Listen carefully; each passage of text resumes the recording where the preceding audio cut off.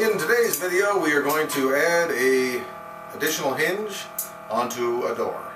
And what's happened here is there's the door that is damaged is an abnormally wide door, and there's extra weight to it. So I'm just going to get my videographer over here to come over to the door and I'll show you what has happened. The top hinge here is released. We got another one we're going to install. So to close this door as it is right now, what I actually have to do, because these screws all in here have released from this hollow core door, I've actually put larger screws in as a temporary fix, and that worked for a month or two. But because this is a hollow core door, it's not solid, even a longer screw won't really give you very much. And it was a short-term solution and it didn't work for long. So we have to actually lift the door like this, pull it like that to actually close that, and you can see that that is not going to last for long. So what I'm going to do, I don't know why this door was ever installed this way, but if you look here, we have our hinge here and go all the way down to the bottom before we see another hinge down here. And I'll just get my videographer to follow me for a moment. I'm going to go over here to an even smaller door, because if we do a quick measure on this door, that door is 36 inches. And over here we have a smaller door than that. It's 30 inches, and there's actually 3 hinges to take the weight off. So what we're going to do is we're going to install another hinge. Not a big job, but we're just going to cover quickly how to line it up and how to take the weight off the door and get that additional hinge on. So at this point I have the door stabilized. I got my hinge where I want it. This area of the door has been too compromised to actually reuse. So what I'm going to do is install a hinge up above here, and then we're going to install an additional hinge in the middle for extra strength. Down below I have shingles in place supporting it over there, and I have my pry bar in place, and I can actually adjust the door by moving it up and down with my foot, that pry bar. I actually did a video and I uploaded it recently on using a pry bar for such things as this, and there's my shingles to over there supporting the door. So I'm measuring from the top of my lower hinge to the top of this hinge, because our new hinge is going to be above it. So that's 61 inches. I'm going to split the difference at 30.5, and that'll be the midpoint of where we're going to install our middle hinge. So here's one of our existing hinges. The one that we're going to put on is exactly the same. We notice that from that door strip there, it's out about approximately the width of a pencil. So we're not splitting the atom here. That's going to be close enough. And it's a lot easier to stick a pencil in there to keep that hinge in when you're installing it than it is to start trying to get a tape measure in and mark that. And I measured our mark. There's our 30.5 inch mark where we're going to install the middle of the hinge to that point. When you're installing a hinge, you'll want the bolt side of it facing up. Otherwise, if you install it this way, eventually, as the door opens and closes, like so, that's gonna fall out. Let's go stuck. I'll just try to show you what I mean. See, that'll come out. So, anyway, you want that facing up.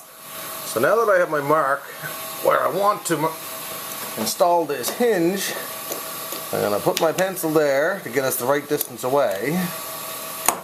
Hold my hinge in place, and I'm looking at my line that's the midway point.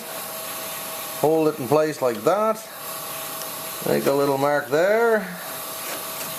This is the portion of the casing we're going to remove with a chisel. And I'm going to mark our holes like so. Right there. And that. Then I'm going to hold that strategically. Very carefully move our pencil out of there and mark my line down that way.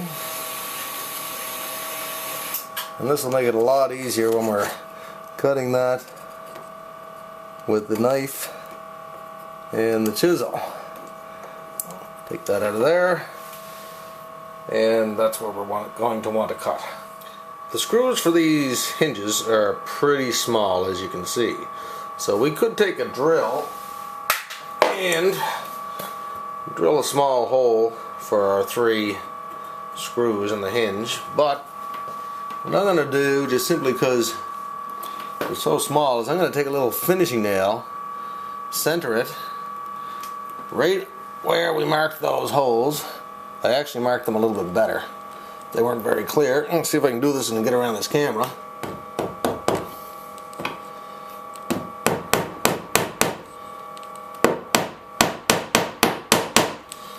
Just drive that in there,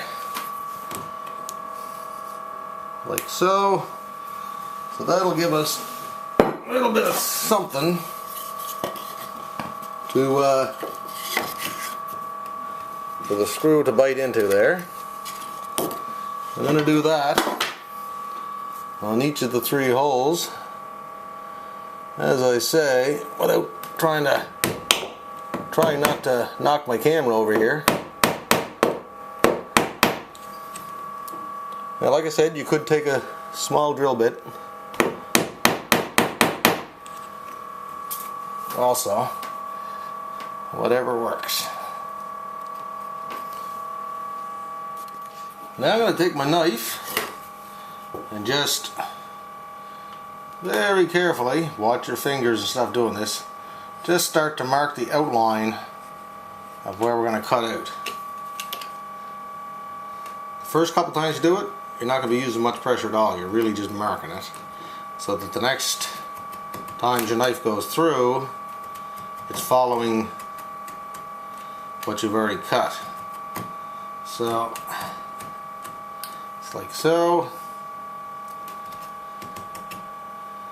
I'm not going to make you watch me do this for 5 minutes, but that's generally the idea. You see, once you do it a couple times, your knife will kind of fall into the track there.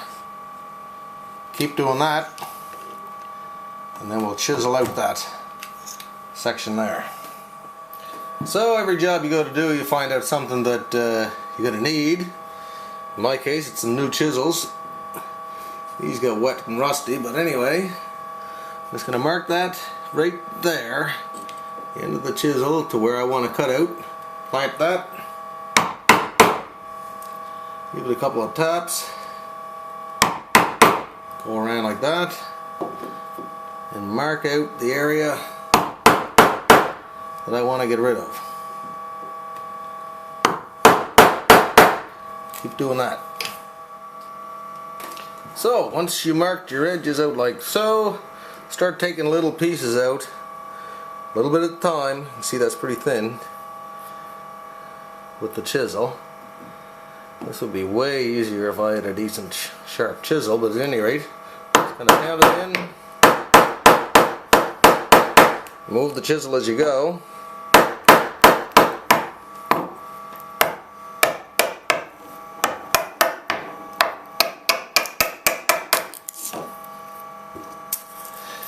You get the idea. Just keep taking out little pieces like that. Like I say, we got to go down the width of the hinge here. So you're going to want to stop every now and again as you do this.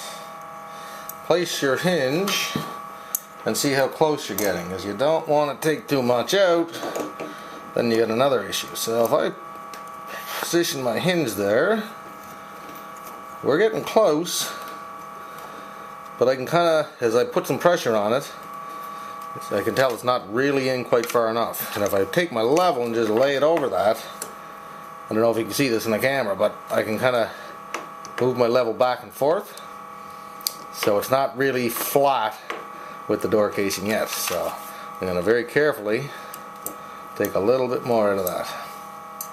So this is kind of critical here, so I'm just going to restate it. I'm going to be taking little small strips like that out, because we do not want to go and take too much out of that door casing, because then we would have to come up with a way to build it back out.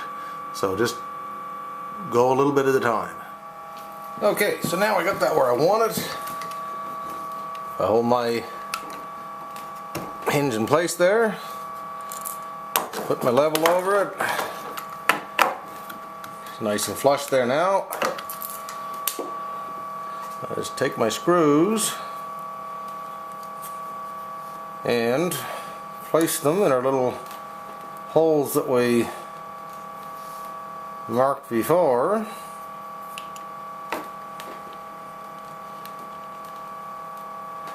Grab my Phillips head screwdriver and we'll secure that hinge.